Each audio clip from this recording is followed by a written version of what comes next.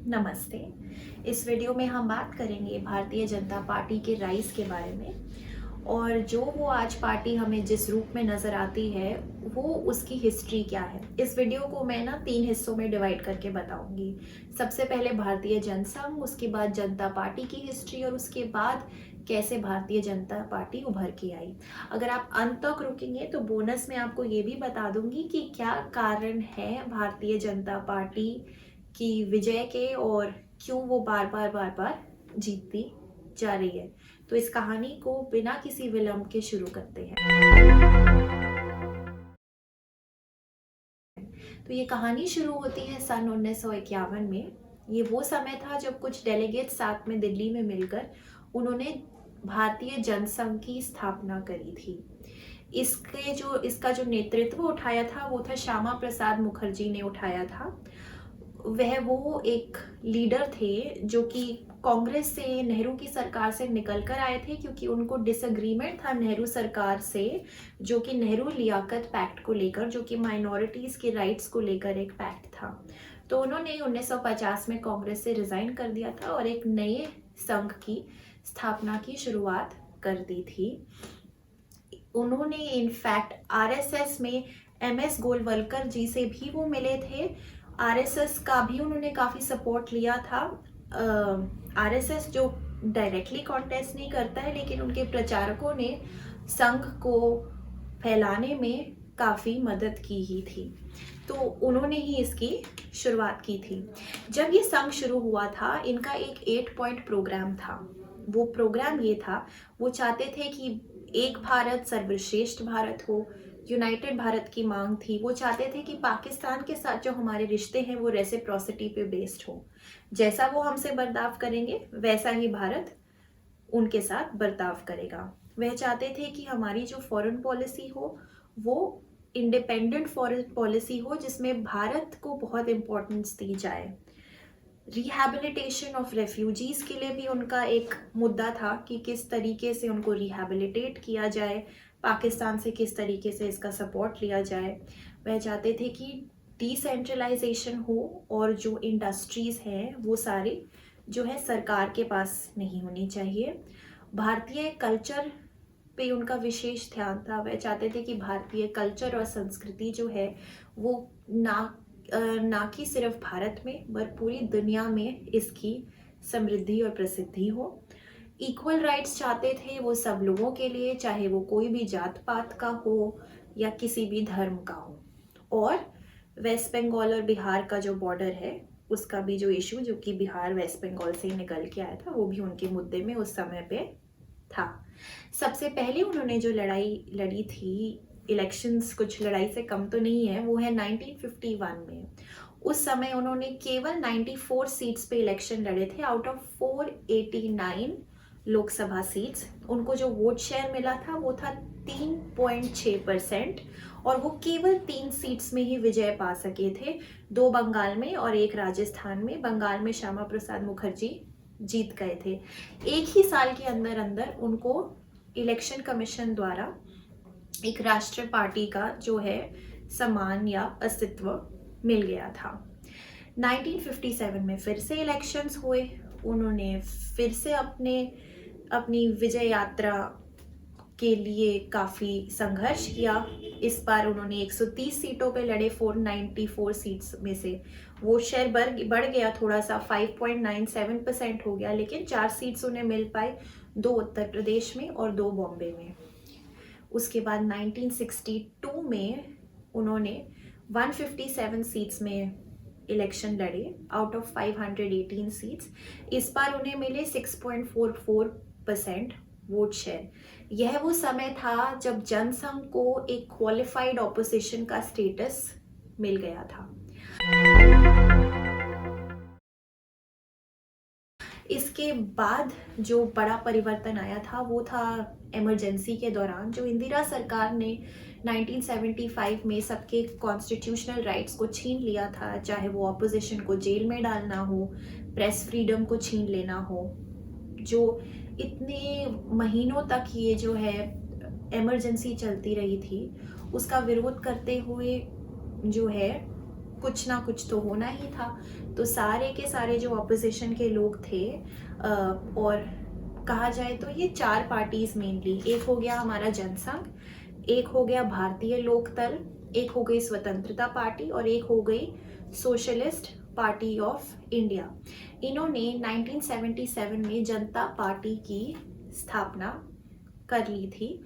और इस वक्त जो है उनका जो नेतृत्व कर रहे थे वो थे जयप्रकाश नारायण, क्योंकि इंदिरा गांधी के खिलाफ सबसे बुलंदी से आवाज़ उन्होंने ही उठाई थी, इसीलिए उस चीज़ को कहा जाता है जेपी मूवमेंट। उसी वक्त जब इलेक्शंस हुए थे तो इस बार जो है जनता पार्टी ने 330 सीटें जीत ली थी 542 सीट्स में से। और मोरारजी देसाई जो थे वो सबसे पहले नॉन कांग्रेस प्राइम मिनिस्टर बन गए थे।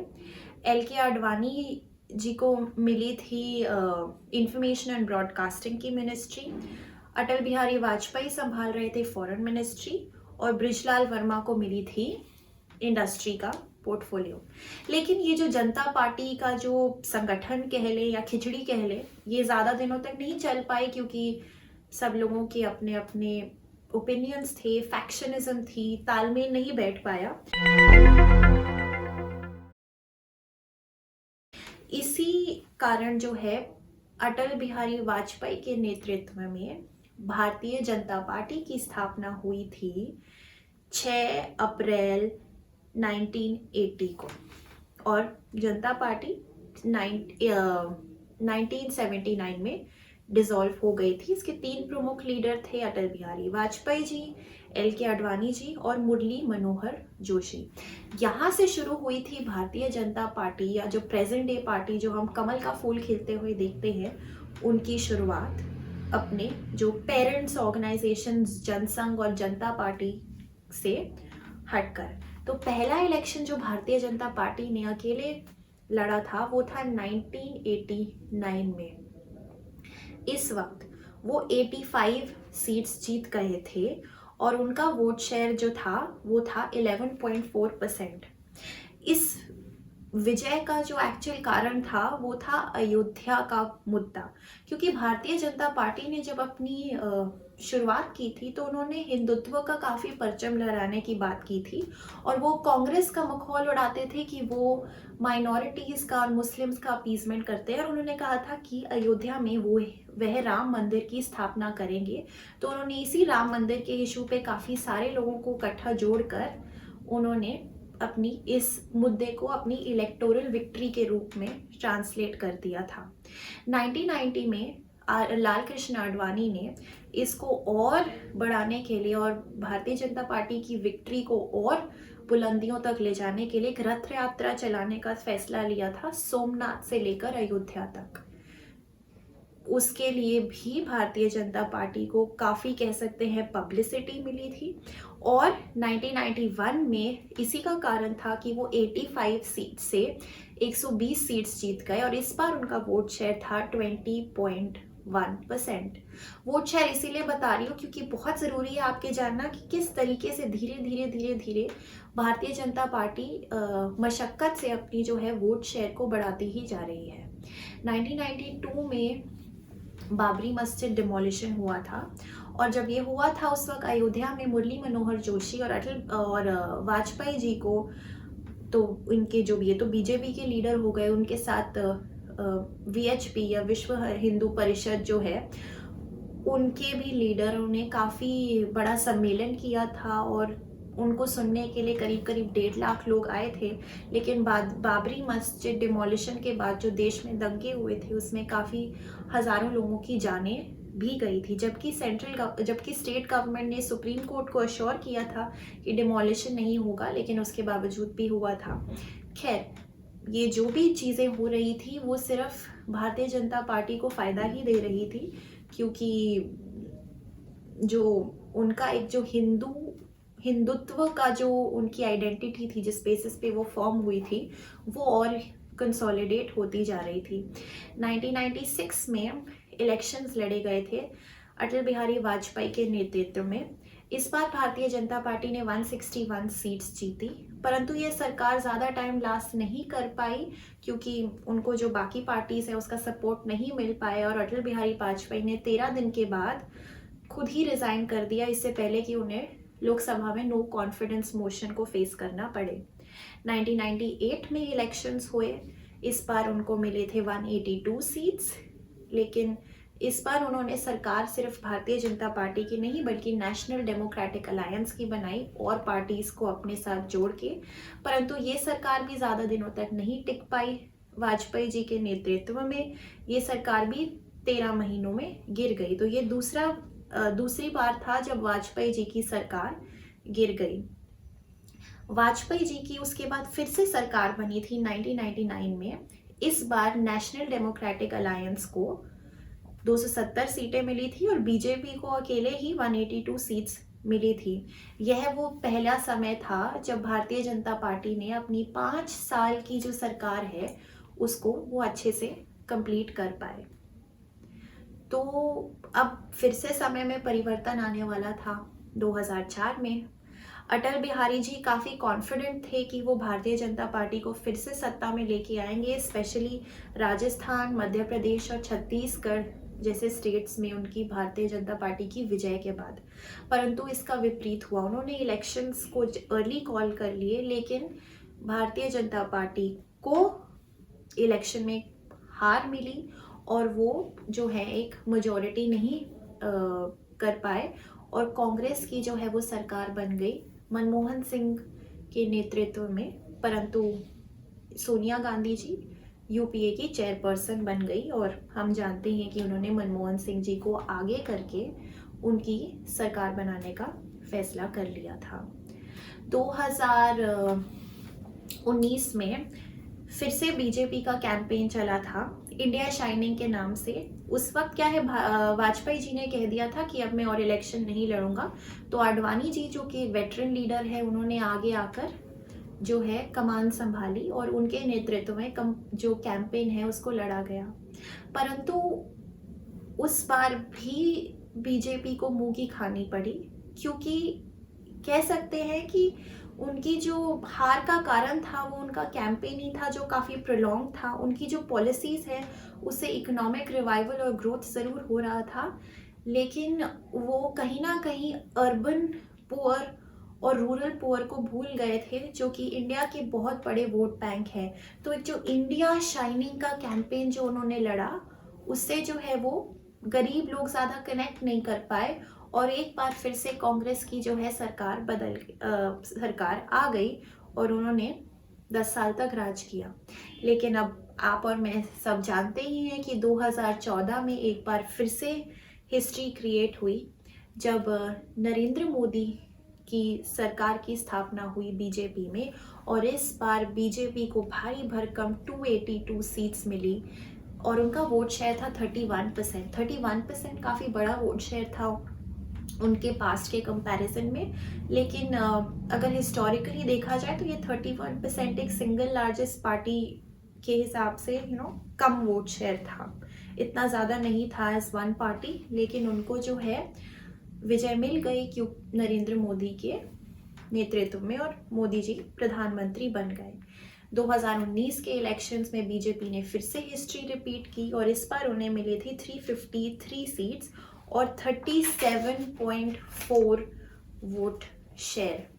इसका कारण कहा जाता है कि इस बार जो मोदी सरकार है उन्होंने रूरल इंडिया पे काफ़ी ध्यान दिया, चाहे वो इलेक्ट्रिफिकेशन हो, वॉशरूम्स बनाने हो, स्वच्छ भारत अभियान जैसी स्कीम्स के बारे में बात करनी हो, सबके घरों पे एलपीजी सिलेंडर पहुंचाने हो, तो उन्होंने जो रूरल एरिया है उस पर काफ़ी ध्यान दिया था। इनफैक्ट भारतीय जनता पार्टी का राइज तो हम इससे भी देख सकते हैं कि 2018 तक, 2014 से 18 के बीच में 21 राज्यों में भारतीय जनता पार्टी का रूल था। वह यह तक कहने लग गए थे कि वह कांग्रेस मुक्त भारत चाहते हैं और जो पूरे हिंदुस्तान में है वो बीजेपी आएगी। BJP is no longer considered a party of Hindu heartland. उन्होंने काफ़ी ऐसे स्टेप्स लिए हैं जिसमें उन्होंने सबको साथ लेके चलने का जो है वो भी निर्णय कर लिया है। उन्होंने ट्रिपल तलाक को भी खंडित किया।